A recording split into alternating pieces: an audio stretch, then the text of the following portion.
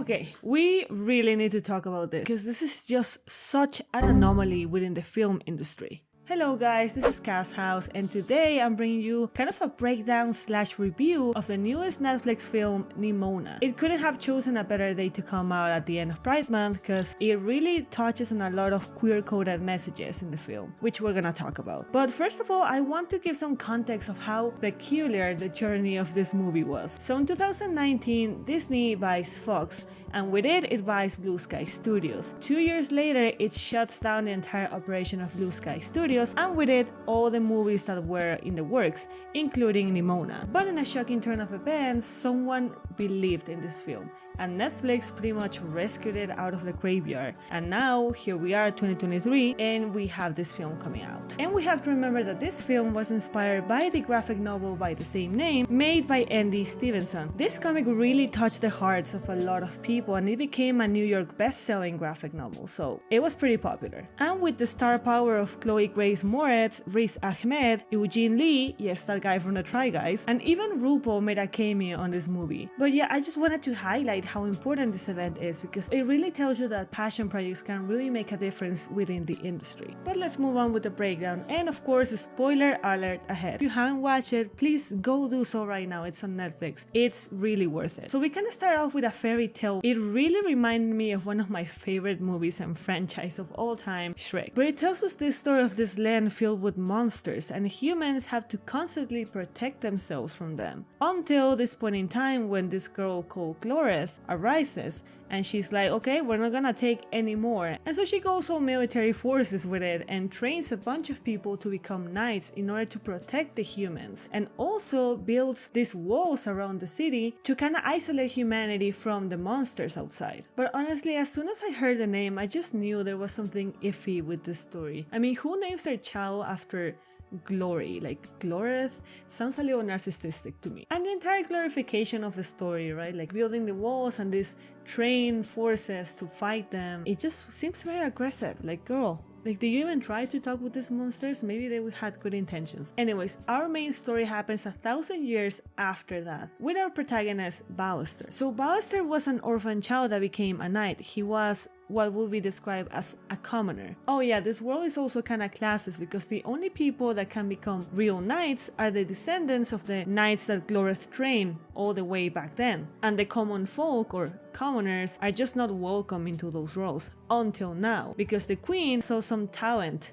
in Ballister. And so Ballister just trains really hard because that's kind of how it is in the world. When you are not welcome into a space, you kind of have to do double the work to stand out. In the movie, we fast forward to this time when all the trainees are going to become knighted by the queen, including Ballister. But it seems like it has kind of lost its symbolic sense and now it's more of a marketing show spectacle, because remember, we are in this futuristic world where they still have knights but they have technology, so they have cars and they have cameras and all that good stuff. Like, it's even more futuristic than our current world. And since Ballister is the first of his kind, well, he gets bullied a lot by the other knights. Thought I was gonna apologize for treating him like the trash that he is. But the queen seems like a very progressive figure and she tells everyone in this event that everyone can become a knight if they train hard enough. But of course, everything turns out very wrong. New era of heroes begin with you.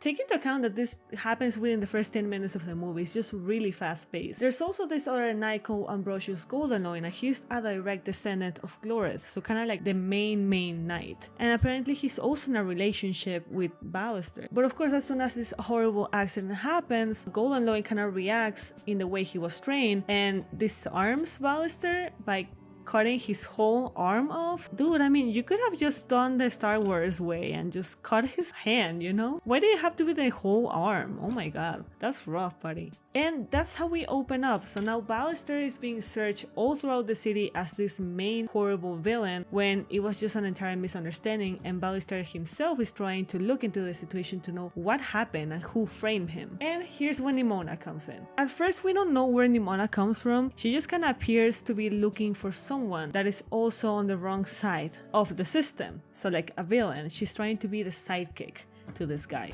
You know, to help you do whatever it takes to get revenge on the cold, cruel world that rejected you. Shall we pillage a village, lay low until they don't remember you, and then we rise like a fiery phoenix from the just overthrow the government. Then he does reveal to Nimona that he didn't do it, that he's trying to catch the real perpetrator. Oh.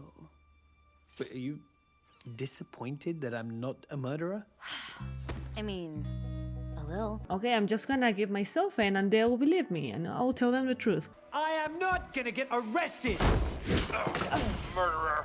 Oh, and I forgot to talk about this character. The director, she's kind of like the commander of the knights, so like one step down from the queen, basically. And from the very first moment I saw her, it just made sense to me that she was very sketchy. Like there was something off with that woman. Director, give me a chance.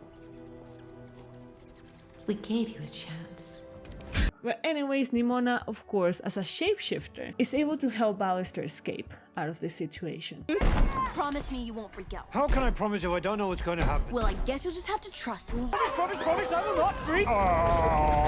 He does, but after the initial shock, he appears to be progressive enough to put aside his preconceived judgment. Wait, Yes, evil Larry? I'm in. But here's the thing. When we clear your name, then I am your official sidekick forever and ever. No take-backsies. And they make a deal. Hey, you ever put your head in the mouth of one of these?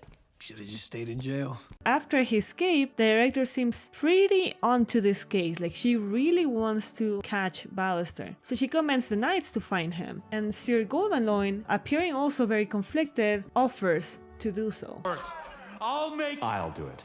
Like in his eyes, this guy that he really liked and he really trusted betrayed everything they believed in. So it makes sense that he's trying to find some answers. So now the team's plan, or well, Ballister's plan, is to find the Squire, because he was the last person to hold the sword before Ballister got it. So he must be either implicated or know something. And he tries to do this by going underground on the subway, which is really not a good idea, and even Nimona tells him so. In this scene, you can see how they have their mock shots, like right up there, and he's just kind of like with this cape trying to hide his face, which is just like the worst cop out. And Nimona is also not even hiding, she's just like plain on sight. Somehow they're able to make it because Nimona is smart. If you see something, say something! When they're already on the subway though, like since they have cameras, they're able to see the entire scene, and Goldenloin is able to find them and try to intercept them before they get there. During the subway ride, they have a very interesting talk, a very queer-coded talk, to be honest. Can you please just be normal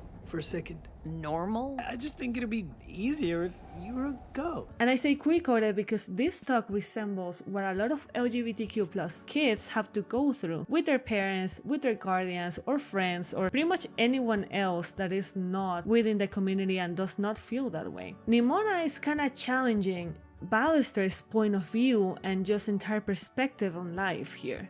Easier for who? For you. A lot of people aren't as accepting as me. And in his mind, these words are out of concern for her safety. But Nimona is taking none of it. And even though she's very quirky and comical and lights up the mood with her humor, you can also see that she's very mature and she knows how to handle this situation because she has been judged for probably her entire life about this. A wish to one day be trapped on a subway with an uptight knight asking me small-minded questions.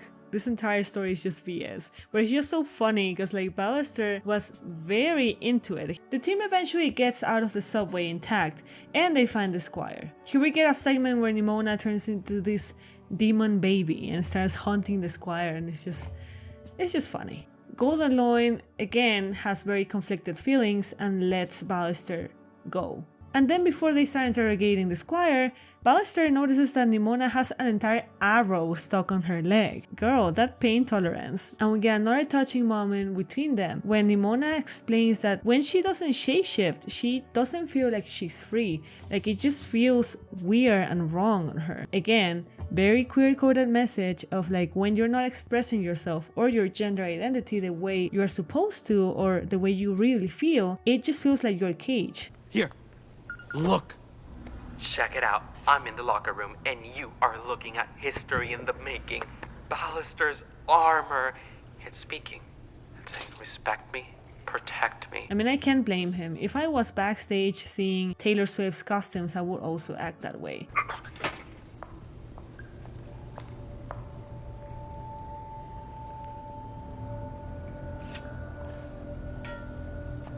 and I realized that it was the director that changed the sword. She was actually the mastermind behind this villain scheme. Shocking. But the first thing that Ballister wants to do is reach out to Goldenloin and tell him who the real villain is. And Nimona's not really down with this plan because she just knows the entire system is corrupted and needs to change. Ballister has not realized this yet. Look, if we get this to Ambrosius, everything is gonna be okay. And of course the inevitable happens. Goldenloin has a lot of pressure on him from the director and the entire institution and does not believe Ballister. To trust me. Arrest them. Because they destroy the phone before Ballister can even show him that. The team kinda goes berserk after this, because Ballister is just so disappointed to the fact that this man that he loves, well, it seems like he doesn't really know him and he doesn't trust him. In the entire mayhem, Nimona saves a little kid and the kid calls her a monster even though she just saved your life. Whatever. Nimona really takes a hit from this, like seeing this kid just terrified of her. And it's the first time we see her being actually vulnerable and sad. Ballister is also being pretty moody because like the love of his life kinda pointed a sword at him. You changed the way you see me. Then eventually they kinda hype themselves up and say like, okay, we cannot give up. Like we have to go against the system and let everyone see that the director is a real villain and she's corrupting everything. So they do this entire master plan, which is really weird. They get the video evidence of the director pretty much confessing to her crime. I killed the queen.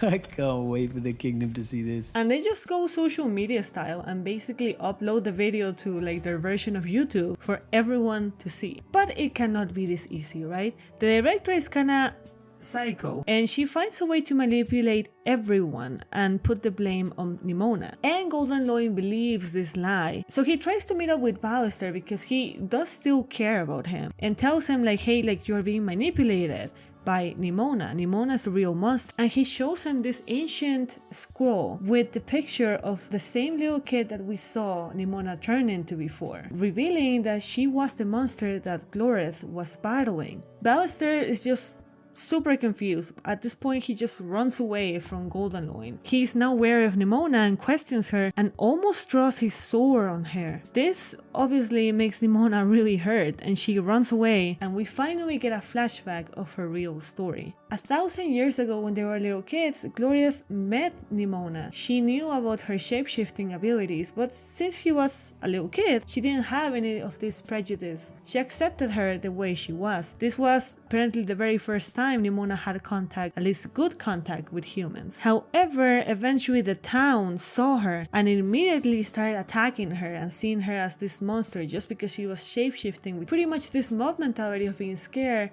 at the unknown. And honestly, I was so frustrated with the sequence because they start attacking this little girl that was clearly very scared, and eventually everything sets on fire because of how dumb they are. But for some reason, and I wrote it here, spineless Gloreth believed the town and rejected Nimona. Very heartbreaking. This little girl turns on her friend because of the bigotry around her and points her sword at her. And now we just see this broken version of Nimona. She turns into this gigantic shape, monstrous, dangerous, and goes into town and destroys everything on her path, directing her attention to that statue of Gloreth, pointing her sword at her. This is just the embodiment of someone that has been treated like crap by life and by society. Eventually that person is gonna break. Those destructive tendencies are gonna turn self-destructive in the end. On the other hand, we see the embodiment of bigotry with the character of the director, because she pretty much wants to turn the cannons on the walls towards the city. She's willing to sacrifice the community she's supposed to protect just to destroy something that is different. But of course, this has to have a good ending, and Ballister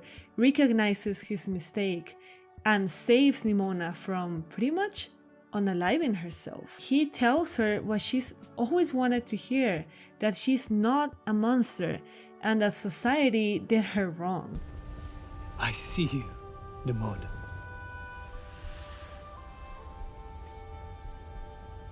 And you're not alone. With this act of love, everything turns out fine. Well, no, not really, because the director still tries to fire those cannons. So Nimona pretty much sacrifices herself and saves the entire city. Fast forward and we get our happy ending. Ambrosius and Ballister are at last together and happy. I also wrote here, gay kiss in all caps. So now there's an open space there where people can see that the world outside is actually not that scary. Ballister and Nimona are regarded as heroes now. It's sad though that she didn't get to see it. Or did she? Hey, boss. Holy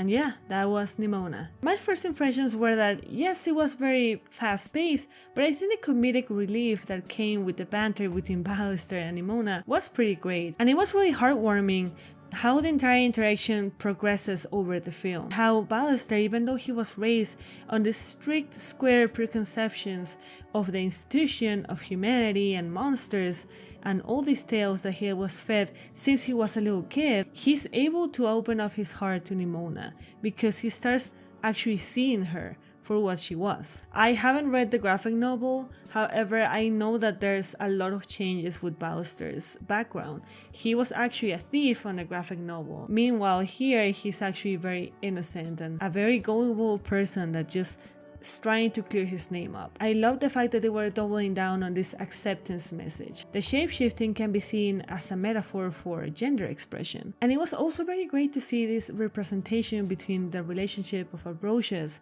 and Ballister. There's not a lot of representation of queer male relationships in animation, at least not in the same number that we see relationships between women. So I think the movie going all out and being very heavy-handed with the queer themes was a really refreshing tone. And yes, the messages are kinda overall very generic and things we have seen a lot of times before. Also, the plot twist with the villain, you know, the director, is something a lot of people can see from a mile away. But overall, I think it's a very nice film to watch in family and show to little kids so they're able to see these messages from very early on. But what did you guys think? Did you like the movie? Did you think it was an appropriate tone shift between the rest of the film and the ending that kinda concentrates all the primary messages? Also, did you think it was funny with the entire dynamic between Ballister and Nimona? But thank you guys for watching, don't forget to subscribe, and I'll see you on the next one.